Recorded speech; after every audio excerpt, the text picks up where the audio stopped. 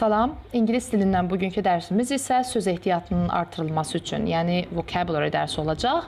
Longman Essential Idioms in English. Gördüyünüz vəsaitdən sizə dərslərdən izahlar, sözlərin, frazaların, idiomların mənaları, onların cümlələrdə verdiyi mənalar, işlənmə qaydaları ilə tanış olacağıq. Və bildiyiniz kimi İngilis dili idiomlarla, frazoloji birləşmələrlə çox zəngin bir dildir. Soruşsanız ki, bütün hamısını bilmək vacibdirmi? Təbii ki, yox. Hamısını bilmək vacib deyil, həm də imkansızdır. Çünki dil həqiqətən çox zəngindir. Sadəcə olaraq İngilis dilində çox ümumiləşmək olan idiomlar, frazoloji birləşmələr var ki, hansı ki, biz onları gündəlik eşidə bilərik və biz oxuduğumuzu anlamaq, eşitdiyimizi başa düşmək istəyiriksə və danışarkən biraz repetitivlikdən uzaq olmaq istəyiriksə, təbii ki, biz də öyrənməliyik frazoloji birləşmələr, idiomlar və çalışaq, yəni elə ən çox işlənənləri ilə tanış olaq. Lesson 1, birinci dərs. To get in, get on. Hər ikisi hər hansısa bir nəqliyyata minmək deməkdir. To enter or to board a vehicle. Hansısa bir nəqliyyata daxil olmaq, minmək. Get in is used for cars. To get on is used for all other forms of transportation.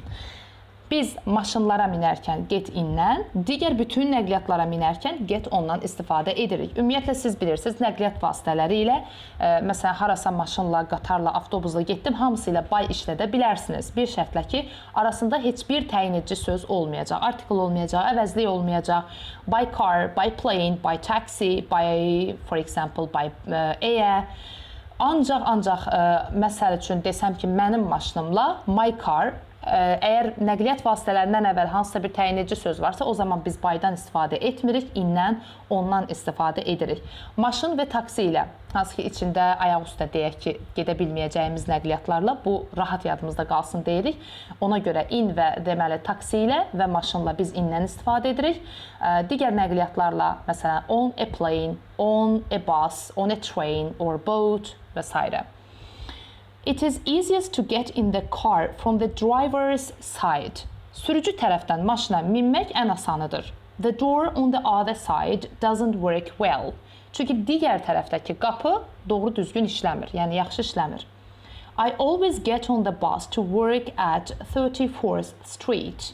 Mən hər zaman işə gedərkən avtobusa 34-cü küçədən get on minirəm.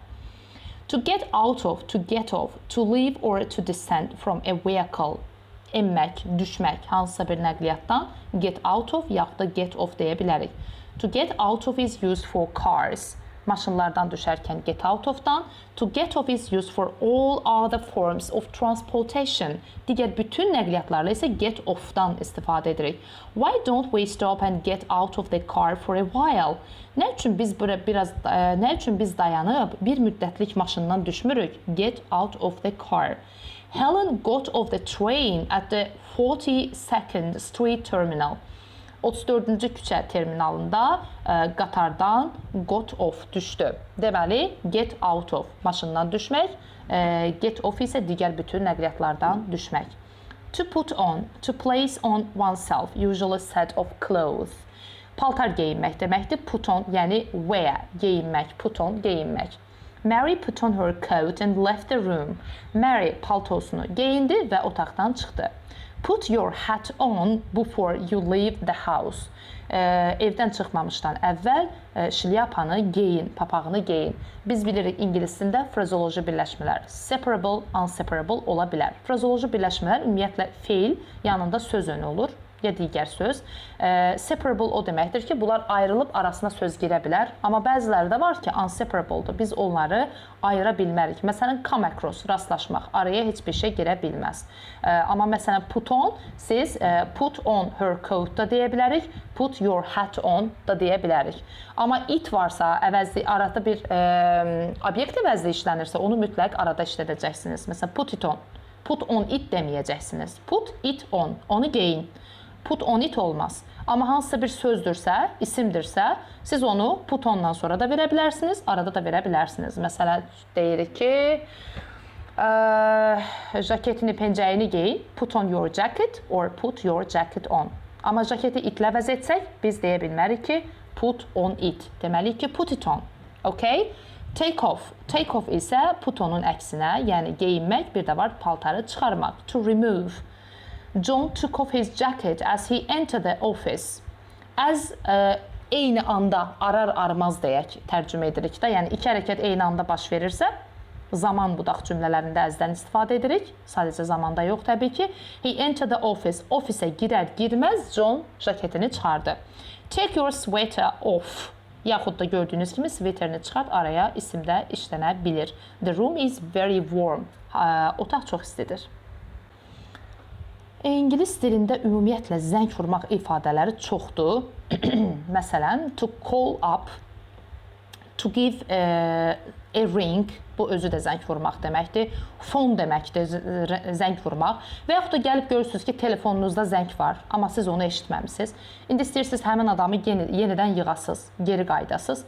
Məsələn, call someone back, ring someone back, phone someone back da deyə bilərsiniz. Yaxud da ki, get back to someone da deyə bilərsiniz. Yəni, o da ümumiyyətlə kiməsə geri dönmək deməkdir. Geri dönüb zəng vurmaq. İndi burada da zəng vurmaq sözlərdir. Call up, give someone a call.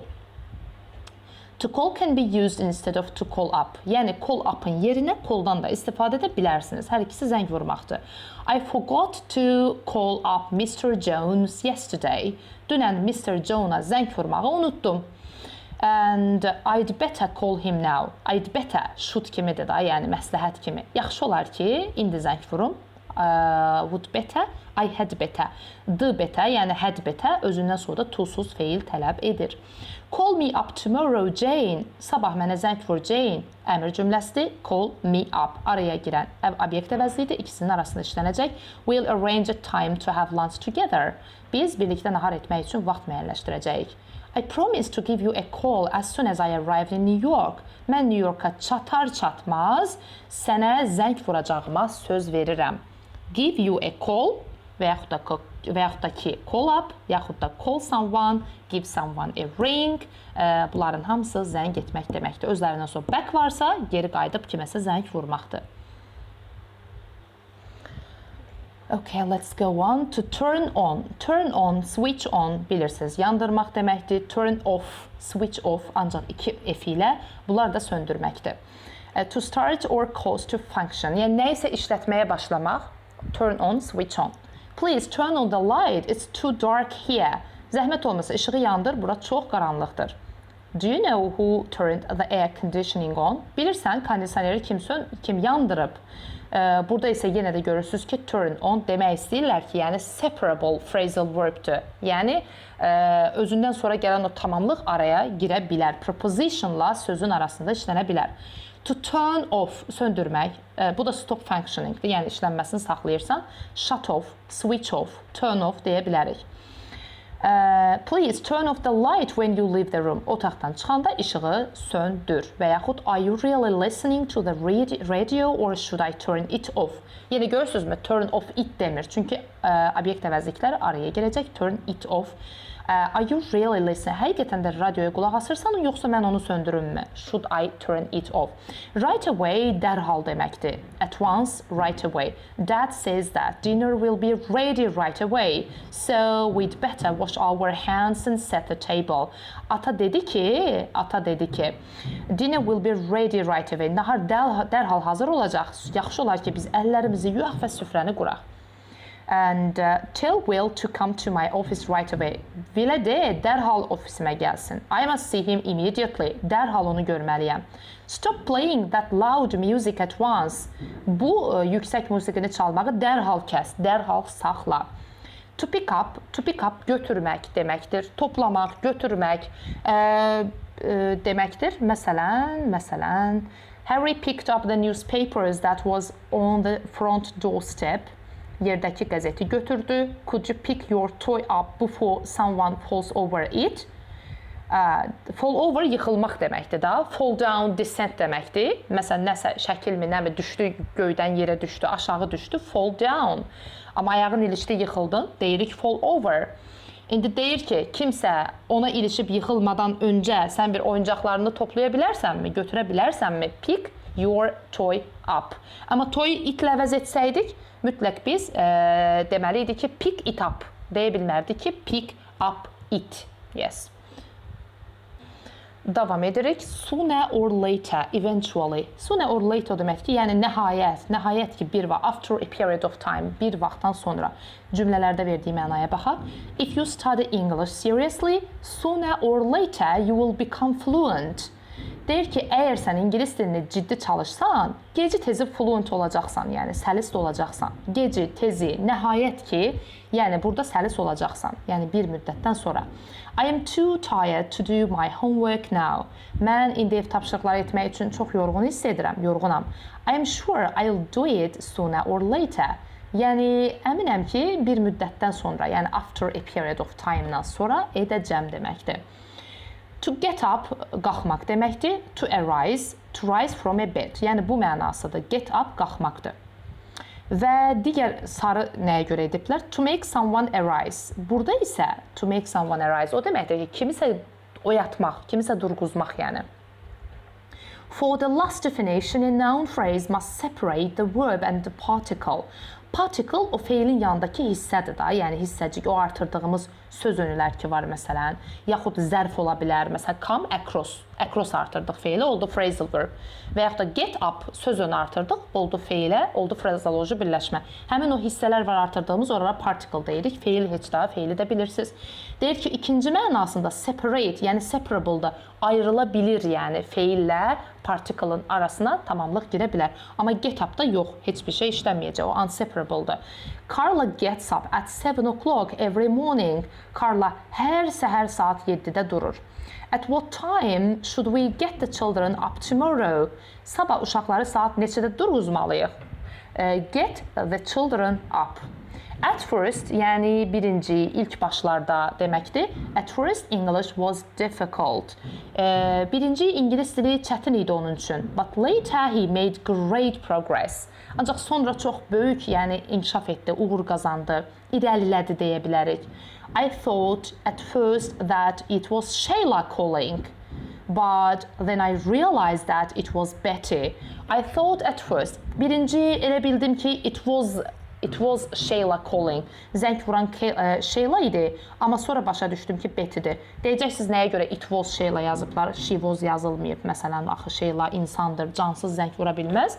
Qrammatikadan bilirsinizsə cleft sentence, emphasizing, yəni cümlənin hansısa bir üzünü biz emphasize etdikdə, vurğulamaq istədikdə cleft sentencelardan, itli cleft sentencelardan o zaman istifadə edirik. It was Sheila, yəni zəng vuranın Sheila olduğunu vurğulamaq üçün biz onu it was-un yanına gətiririk. Yəni ki, ilk olaraq elə bildim ki, it was Sheila, zəng vuran Sheila idi. Yəni imenli orada it was-un yanındakı üzv daha çox vurğulanır. Ona görə bu cür işlənir. Yəni bu da cleft sentence qaydasıdır. Okay, lesson 1-ı bitirdik. Növbəti dərsdə isə lesson 2-nu izah edəcəm.